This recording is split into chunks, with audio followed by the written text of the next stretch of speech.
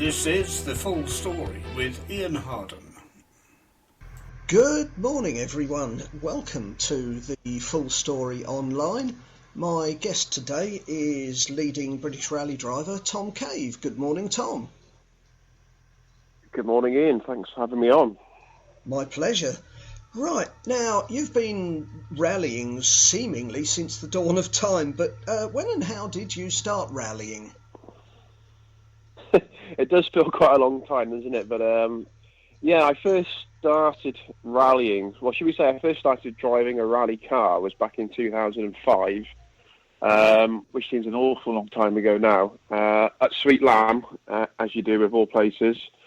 And the first time I drove around there was in an MG ZR Group N, sort of spec, quite a basic spec car, with no real intentions of looking to compete or, to go anywhere really with the sport. It was purely I was given the opportunity just to drive the car because it was there. And I was about 13, 14 at the time. And I remember Gwyndaff was there, Gwyndaff Evans. He was doing some tuition, like an open day. I think it was with the BRC. Was it All Stars or something like that? It was like a championship which was off the main championship in the BRC for front-wheel drive cars. And he was watching me going round the bowl at Sweet Lamb as it was then. And I remember looking over across to my dad when I got out of the car, and you could just tell they had some, they didn't actually say anything to each other, but the facial expression of Gwyndaff to my dad sort of said, yeah, there's something there, like, yes, you can drive. So, and then from that point onwards, really, we did the odd tests here and there. My dad got me a rally car. I was very fortunate he was in the position to do that. And we just carried on from there, really, and I carried on tuition then after there with Gwyndaff. He helped me out.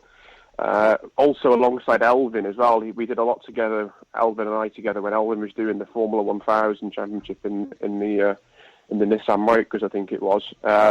So basically we share a test day, and Gwyndaff will jump in with Elvin and Gwyndaff will jump in with myself. And I learned loads, incredible amounts of information from Gwyndaff then. As you can imagine, he was still competing himself, so he was very much at the sharp end of his career still. So, and then, moving on into 2007, we actually started competing over in Latvia, which is where you could go and compete at the age of 15. You could actually compete on the stages, right? Which are like a national B sort of equivalent to rallying in the UK. So, sort of BTRDA sort of level events, and the length of rallies were the same as well, about 45-mile events. So and that led me on to doing 2 years of competing out there through 2007 and 2008. And from there onwards, it kind of progressed on. Gotcha. You've been doing the British Rally Championship for the past couple of years, haven't you? What makes the BRC the right series for you to contest at this stage of your career? Yeah, well, the BRC has always been a fundamental part of my career, should we say, because I started, the first year I competed in the championship was 2011, which was in a Group N Evo 10 Mitsubishi.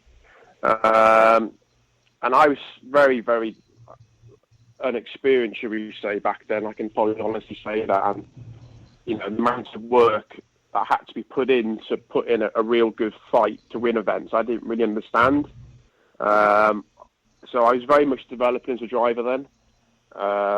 We got some reasonably good results, but at the same time, it was far from where we knew I should be. So from that point onwards, we knew, right, what do we need to do to try and win the championship, and how much effort do I need to put in terms of preparation? And that was a real eye-opener that year. And then 2012, we came very close to winning it against Keith Cronin, and then moving into 2013 as well. So, the BRC it's been a very important place for me because I've done a lot of events in the championship. It's gained a lot of experience for me, and it's certainly opened opportunities to move on in 2014 to do the Drive DMAC Fiesta Trophy, as it was called then, which now it's called the Junior World Championship. So that secured me sponsorship for 2014 and 15 to go and do that. So, it certainly plays a big part, to where I am now. and the events as well. There used to be some classic events and classic rallies in there.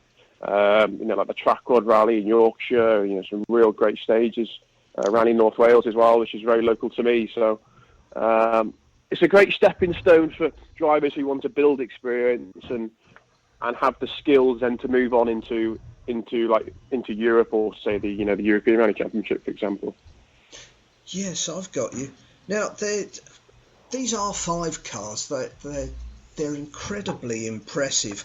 What makes these R5 cars so competitive? And you've been running a Hyundai for the last couple of years. What do you feel makes the Hyundai a good choice for you to compete with? Yeah, well, R5s, they came onto the scene sort of, they're quite a long time ago now, isn't it? It was 2013. I was one of the very first, I would say, British drivers to drive the Fiesta R5, as it was then, on Wales Rally GB in 2013. That opportunity came about. The cars were very much early on in their development, so they weren't as competitive as they are now. But still, that really was for me a big stepping stone in four-wheel drive R5 rallying, to show that I can be competitive in an R5 car, and that was in 2013. And I remember that opened lots of opportunities moving forward, because I think we set sort of 4 or 5 fastest times in WRC2 against Elvin and other very competitive European drivers. So for me, R5 was, played a big role from that point onwards then in my career to where we are now, really, of opening doors and opening opportunities. And also, they're reasonably cost effective as well. Well, they were back then. I know the costs had gone up a little bit to run these cars, because, they've made them more competitive. They brought, certain developments out to bring them, in terms of the engine development, they've changed so much since then. So, which obviously that reflects on the running costs of the cars. So, and the Hyundai, really, that opportunity to drive the Hyundai came around at the end of 2016. Actually, I had a phone call. So that came from a guy called Andrew Johns, who works at Hyundai Motorsport Customer Racing in Elsenau in Germany. Right. And they gave me the opportunity to perhaps debut, which was then the new i20 R5, in the 2017 British Rally Championship. Mm-hmm. So of course I said yes. Yeah. But it wasn't. But it wasn't going to be until the second round, which was the Pirelli Rally. So we made all efforts to go to the first round in border counties with the Fiesta R5. To make sure that we were in a good position for the championship when we started with the Hyundai. So that's what the connection came about with the Hyundai. And straight away, as soon as I got in the car, I knew the car was much more suited to my driving style. And in terms for a driver like myself, it was a car that suited, should say, more of like a professional driver who can drive it hard. And it would give you lots of feedback, where the other cars I found, they were built for customers, so anyone can jump in it and drive it competitively, if that makes sense. So yes, it does. The Hyundai connection really started then in early 2017, and very fortunate to have that relationship up until like 2019, and hopefully we can continue them moving forward this year if the opportunities arise. Yeah, well, as I say, hopefully with it getting back on, with rallying slowly getting back on track, things will pick up again. These rallies are astonishingly sort of, they're high intensity. Now, you do, like a lot of drivers, you do a lot of training in between rallies. What training do you have to do to keep fit outside of rallying? Yeah, fitness training is obviously a very important part, to be competitive and to, maintain that concentration on events and inside the car as well. I fully understood the importance of being physically and also mentally, which is a big part of it, fit as well. Yeah. Driving a rally car was when I was doing my sort of early sort of apprenticeship out in Latvia. I was only 15, 16, and I wasn't physically fit. I used to play football like twice a week, but I wasn't training regularly. I wasn't training to a program. And I remember it was a real warm event, hot rally, the first hot rally I've done. It was like 30 degrees, and in the middle of summer. It was a long stage, 35, 40-kilometer stage. I'd never done anything like this before, and I didn't know what to expect as well. I was going in completely naive with it, and not understanding the importance of being fit, and ultimately it cost us. Well, I made a mistake, and it was due to fatigue. I was physically absolutely, drained. I misheard a pace note basically, and we went off the road, and I remember after that rally, my dad and the guys who were working with us then, Gemma Price, who was my co-driver, who used to co-drive for Anthony Wumble. She had a lot of experience doing hot events at the World Championship, and she said, right, you got to get fit. You got this. If you want to get to a point in your career where you're competing professionally and doing hot rallies, you need to get yourself fit. So, for me, then, ever since that point onwards, up until till now, I physically train 3-4 times a week. I can't stress enough if young drivers are listening to this who are thinking about, venturing into rallying, and they think it's just, you drive a car and you can have some fun. There's a lot more into it. And, the physical side certainly comes in, especially on hot rallies, when you're doing, when you're in the car for like 10 hours, during the whole day, and it's 35, 40 degrees, you could lose 2 to 3 kilograms just in sweat, so it's so important to be fit. For me, my training, I go off feeling, so it depends how I'm feeling during the week. You have to listen to your body, so there's no point in just hammering yourself week after week after week, because they say recovery and, is more important than the training side as well. So, but at the moment, I'm still actively training, obviously, because we've got plenty of time on our hands as well with lockdown just coming to an end. So yesterday I was out cycling. I did a 90k bike ride yesterday. Cycled up to Harlech, which is just north of us here on the coast in Wales. So yeah, that was a good 3 hours on the bike. So that was a real good cardio session. And then, I try and mix it up as well and do a bit of running and some sprinting, and then do some strength work as well to keep your core and especially your shoulders and your neck strong, because that takes quite a hammering when you're in the car, especially when you get up into the R5 cars as well. I can't speak for what it's like in WRC level, but especially in R5, the forces that get transferred through the car is a lot greater, and you have to withstand that. And you certainly will feel it and get caught out if you're not in physical shape, because I learned the hard way when I was younger, and I said to myself and to other people as well, I'll never make that mistake again. So yeah. Right. It sounds a good solid regime that you're sticking to. Now, before the interview, we were chatting about sponsorship, and I was wondering, it brought the thought to my mind, what do you hope that sponsors, because they're very, very important, what do you hope that sponsors get out of backing you, and what do you do to keep them updated?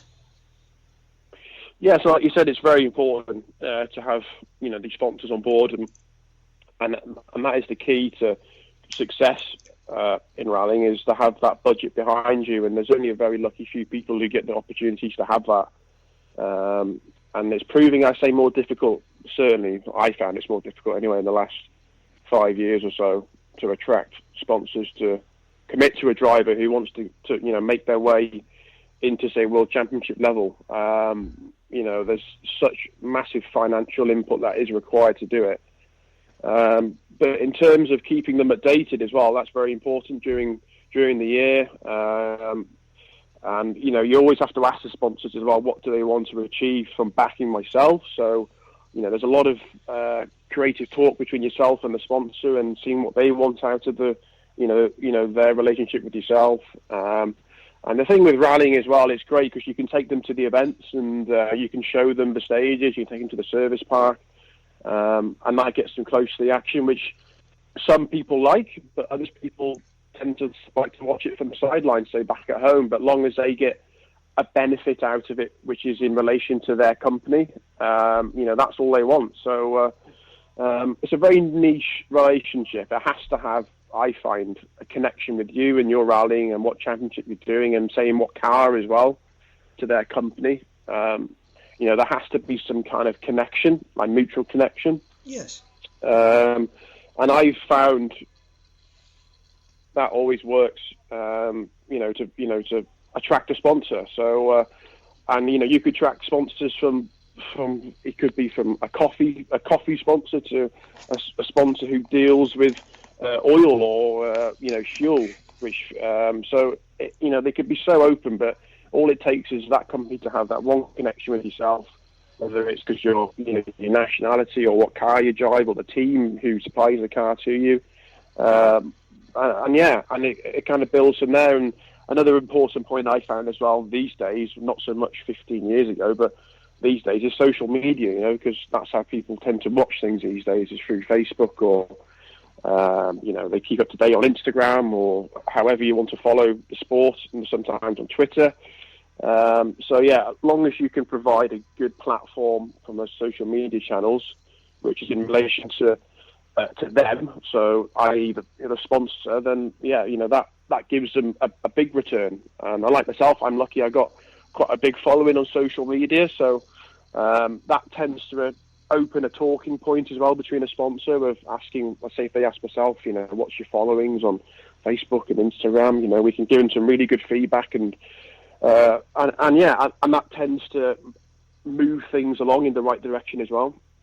And also just one last point to mention that I find as well is the importance. I know TV coverage is sort of the old dying hat now of motorsport coverage, but I still find it very important that if you can provide a TV coverage which shows their name on the side of your rally car doing a rally, I think that's a massive selling point as well, because that's been distributed to hundreds of thousands of people around the world, which social media does do to a certain aspect, but it's only a targeted audience on social media, where television coverage is global, isn't it? Anyone can watch it. So that's right. Yeah. No, it's over the years you've had a good few. You've had a good few very strong results. What do you feel is your best ever result, and what made it so good? Yeah, that's a good question. I think there's probably two or three which I could choose from in terms of the best result. But for me, what stands out was probably Wales Rally GB in 2019, right. Where basically we finished the best finish I've ever scored on Wales Rally GB. But the reason why, which I'll go into a little bit more detail, was before the start of the rally, we didn't have the budget in place at all to do it. And, we'd done a year of the BRC. We finished second to Matt, which was not the aim, obviously. We wanted to win. So I felt like I had a point to prove on Wales Rally GB to certain individuals. And Matt was doing the event as well in the same team and in the same car as me. And we're on the same tyres. So there was, we're on exactly the same level playing field. There was no excuses for both of us. Where all year we've been battling it out, hammer and tong against each other. So I felt, right, we've got to do it, even if it pushes the financial side beyond the capabilities of ourselves. I was taking a huge risk, a massive risk.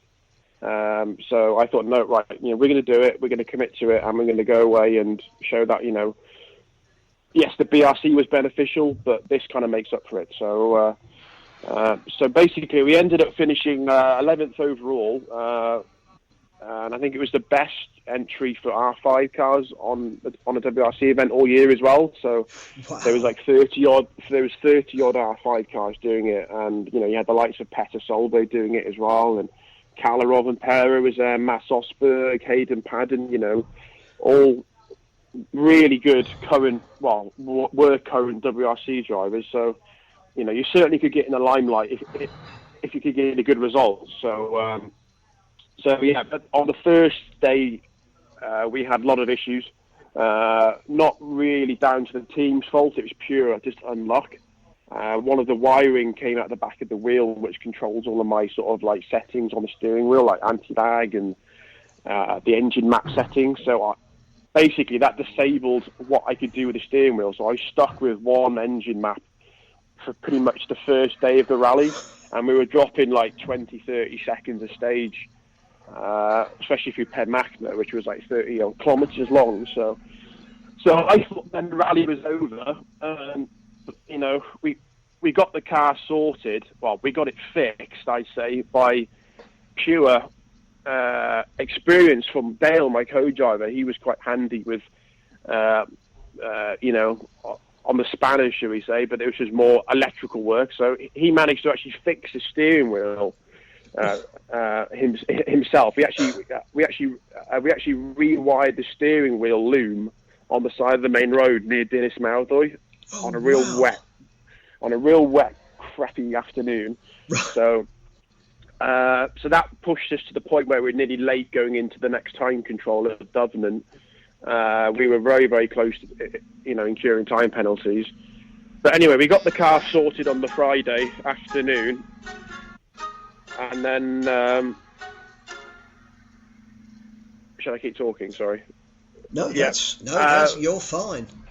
Yeah, and then come Saturday, it was really time to put the hammer down. So, we were fighting our way back up the order. You know, we were going up into the top 15, and then we were up to 14th, 13th, and 12th. And then going into Sunday, we were battling out with Petter, you know, of all people. You know, he was driving a works back Volkswagen, the Polo R5. You know, we were trading times with Petter, which was pretty surreal. We finished, like I said, you know, 11th overall. We were third R5. So there was only Petter in front of us, and Kalle Rovanperä, who was in a works back Skoda.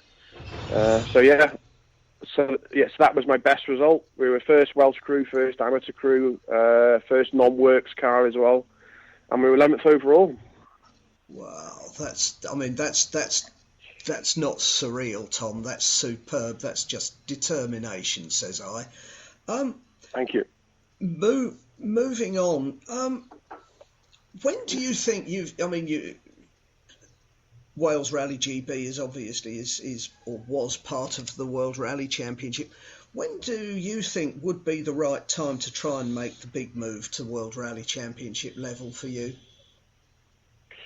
Yeah, it's a good question, and I get asked it quite a lot, to be honest.